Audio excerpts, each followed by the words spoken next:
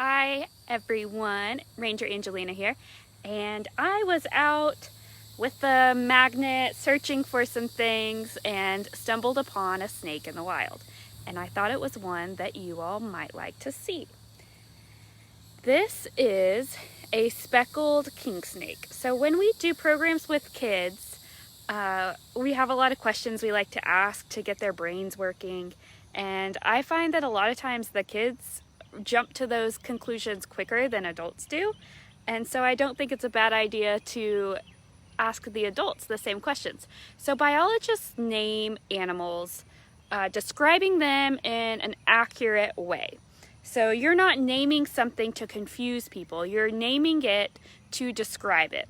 And describing a species means something different in the scientific community. So describing it isn't saying it's green and doesn't have any legs. Describing it is identifying it as a species or subspecies and identifying all of those factors about it. So life history, length, when does it reproduce, its range, all of those kinds of questions answered.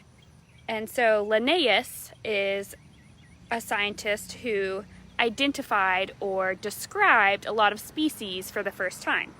And he's the one who kind of created the Latinized naming system. So he Latinized his own name, so Carolus Linnaeus. And you'll notice a lot of binomials have that Latin sounding name. And they have that because it's describing the species. But even when we name things in English, we like to describe them based on what they are. And so he's very active. So this is what pattern? This is what I ask kids. So it's not striped, it's not spotted like polka dots, it's not diamond on the back, but it's speckled.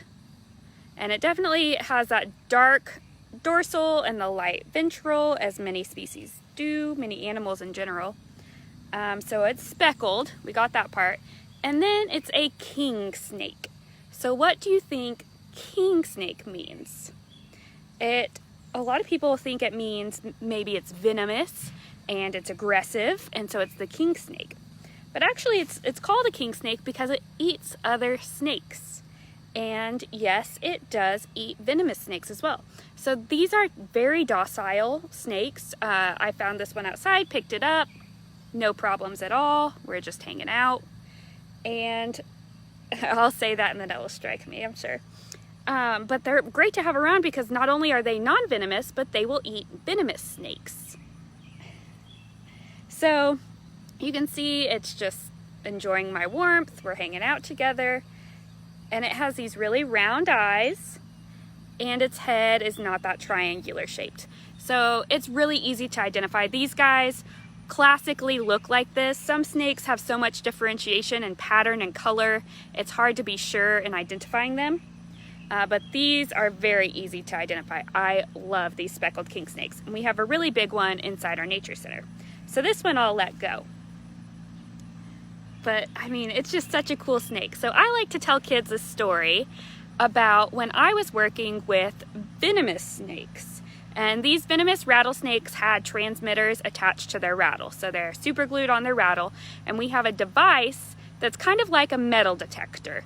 So you're going out and you're beep, beep, beeping until you get close to the rattlesnake. So the closer you get, the louder and the more frequent the beeps are.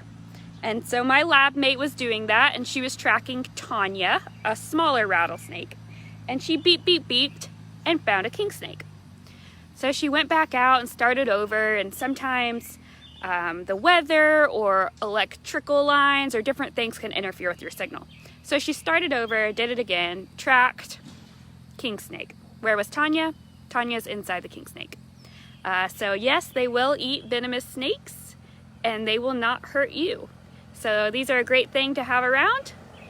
If you see this beautiful snake in your yard, leave it be. It's not going to bother you, but it will take care of some pests around your house.